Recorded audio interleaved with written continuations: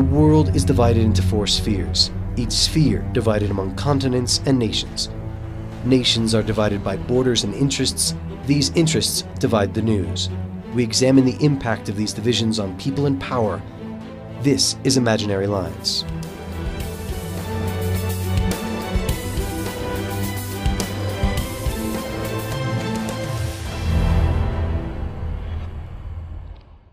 Welcome to Imaginary Lines. I'm your host, Michael Fox.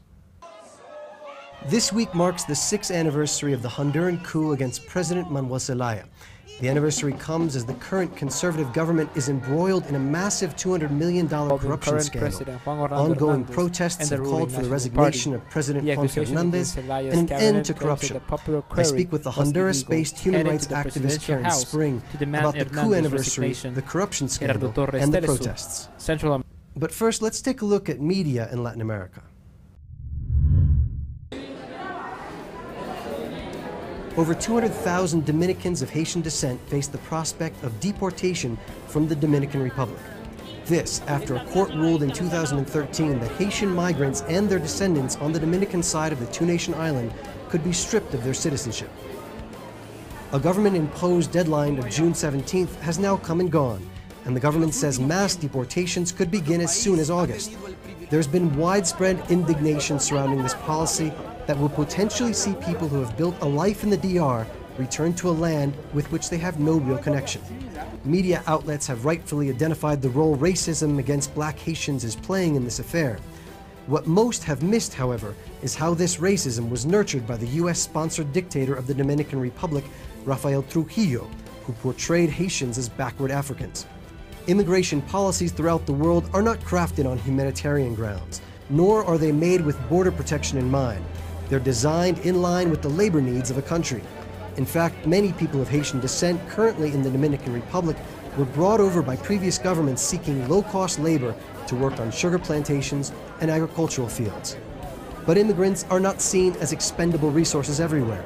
In Ecuador, for example, President Rafael Correa recently declared that, quote, no human being will be considered illegal. The statement runs counter to a worldwide trend that has used the international movement of people as a scapegoat for the structural problems of a global free market.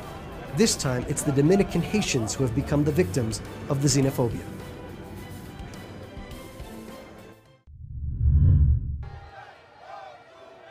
Last week, Honduran youth began a hunger strike in front of the Honduran presidential palace, calling for an end to corruption and the resignation of the conservative Honduran president Juan Hernandez. Hernandez has been facing weeks of protests over a massive government corruption scandal in which millions of dollars were siphoned out of the Honduran Social Security Institute. According to reports, some of the funds actually went to finance the president's 2013 electoral campaign. Meanwhile, a medical shortage has already cost the lives of several thousand, and the government has continued to push forward neoliberal reforms which have increased poverty and inequality.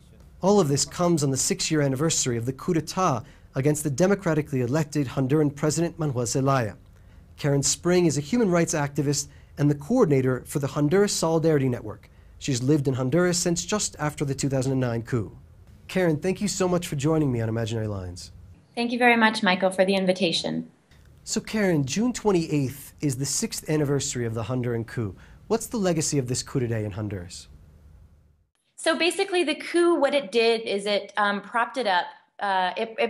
It allowed for the continuation and sort of the consolidation of power of a handful of Honduran political and economic elite. We're talking about around 10 to 12 families that have traditionally run the country and dominated the economy and dominated the Honduran National Congress. And so what the coup did is it sort of reaffirmed the power that handful of families have. And it has allowed for the Congress to be, up until recently, be entirely controlled by those families that allowed for the approval of policies and laws that basically led to a whole new wave of privatization of various national companies, and it's allowed for decentralization policies in education and healthcare, which is basically privatization as it's playing out on the ground here. And it also, it's really important to mention that these families and this current economic system receives a lot of support, unconditional support from the United States government. Let's talk about this current corruption scandal. How close is it to actually affecting the current government? And even if Juan Hernandez steps down, will that actually change anything? So there are thousands of people taking to the street all over the country in various cities that you would never expect protests, or I've never seen protests happening there or heard about them. From large cities to medium-sized cities to the heads of the different departments in the country. And everybody seems to be asking for Juan Orlando Hernandez, the Honduran president, to resign. But it's unclear if that's actually going to happen. He maintains his power. There doesn't seem to be any discussion of Juan Orlando Hernandez resigning. In fact, I think that last week he was in Europe signing various deals with different governments, trying to attract more investment into Honduras while all these protests are happening. So I don't see the protests being able to achieve the resignation of the president. And I don't see that any other body in Honduras, such as the Supreme Court or the National Congress, to be pushing forward the demands of the protesters either. Where do you think these protests could be going? I mean, if the final demands, which is the resignation of the president, aren't met, where could this be headed? If the president doesn't step down and they're unable to install a CICIG in Honduras, then I'm not really sure what's going to happen here, because it doesn't seem to be a very structural analysis of the fact that corruption, although it is a huge problem, it's inherent to the neoliberal model that is just so strong here in Honduras. I want to go back to this question of the neoliberal reforms of the current government. Because the privatizations hasn't just been in the Social Security Institute, it's been in other public institutions. And there's been something like 6,500 layoffs over the last year. Who are these neoliberal reforms benefiting, and where are they coming from? So there was a bunch of laws that were approved after or passed by the Congress immediately following the military coup. And those policies laid the groundwork for a really important agreement that the Honduran government signed in December of last year, 2014, with the International Monetary Fund. It was about a $188 million agreement.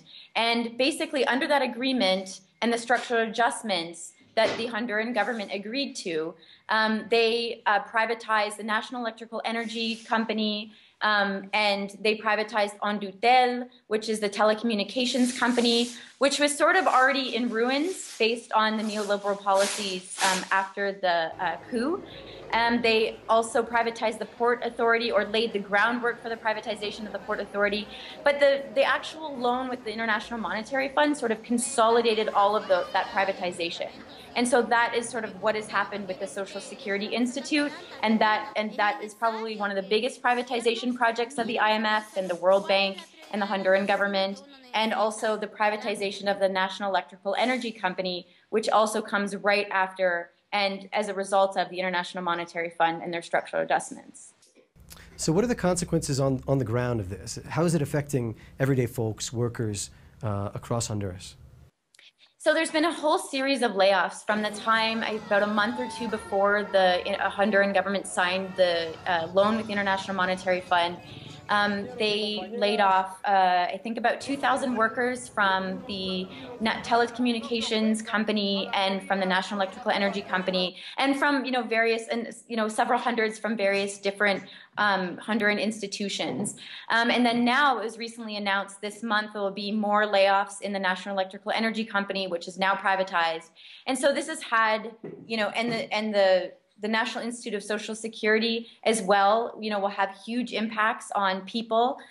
So with the layoffs and then the major privatization of education and healthcare, and with Social Security, this will have a huge impact, mostly on the middle class, because they're the ones that are, the middle class are mostly people that have these positions, but also obviously those impacts will trickle down into the entire population, which the majority of the population is living in poverty as it is. And so it's expected that, the poverty levels will increase, social inequality will increase, and the insecurity and violence in the country will get worse, which is extremely concerning considering that Honduras has one of the highest homicide rates in the world.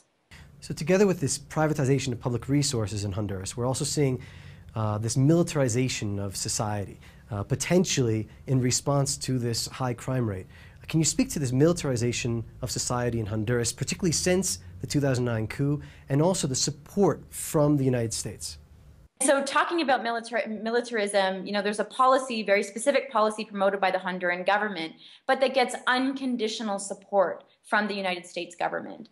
Constant police and military aid and training and equipment that is, provided by the U.S. government in Honduras, and it's it in fact increased since the military coup. The new Tigres police elite force receives training from the American government. The DEA is present in the country. The FBI is present in the country. Yet, working together with the Honduran forces, the Honduran police, Honduran military, and the judicial system, yet there doesn't seem to be any results at all. There's still a extremely high level of impunity, high levels of violence, high levels of insecurity, and the human rights situation in the country, is worse. It's, there's still targeted killings of political opponents. There's still targeted killings of campesinos and people defending their land. And so the neoliberal model has gone hand in hand with militarization that hasn't had any result except the further consolidation of neoliberalism and militarism in Honduras. Karen, thanks a lot for joining me on Imaginary Lines. And now for a look at international media.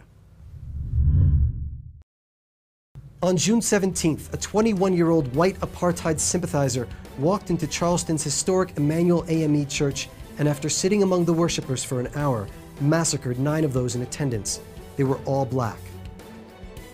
The tragic Charleston massacre was yet another reminder that there is much work to be done for racial equality in the United States, and that the media has not been living up to its role.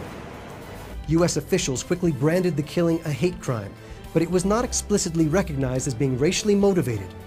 Fox News even hypothesized that perhaps the killings weren't about race, but religion. Dylan Roof, the white man who confessed to carrying out the heinous act, was labeled a troubled person who was otherwise sweet and quiet. Stories detailing the killer's personal characteristics quickly abounded, paradoxically helping the public to empathize not with the victims of racial violence, but with its perpetrator. It didn't take long before the killer was pathologized and mental illness seen as the cause of the act of terror. Forgotten from this media narrative was the legacy of slavery, the ethnic cleansing of indigenous populations, and the ongoing destruction of black and brown lives in the United States. Had the perpetrator been Muslim, it would automatically have been assumed that he or she were some backward terrorist. The Muslim world would have been blamed for the attack. Of course, no such thing is ever demanded from white people, the mainstream media, or society. As long as white people and media continue to run away from the reality of racism and racial violence, Dylan Roof will not be the last person acting out on the white supremacist belief that black and brown people are unworthy of existence and therefore disposable. And that's it for today's program. Thanks for watching. I'm your host, Michael Fox. Please join me next week.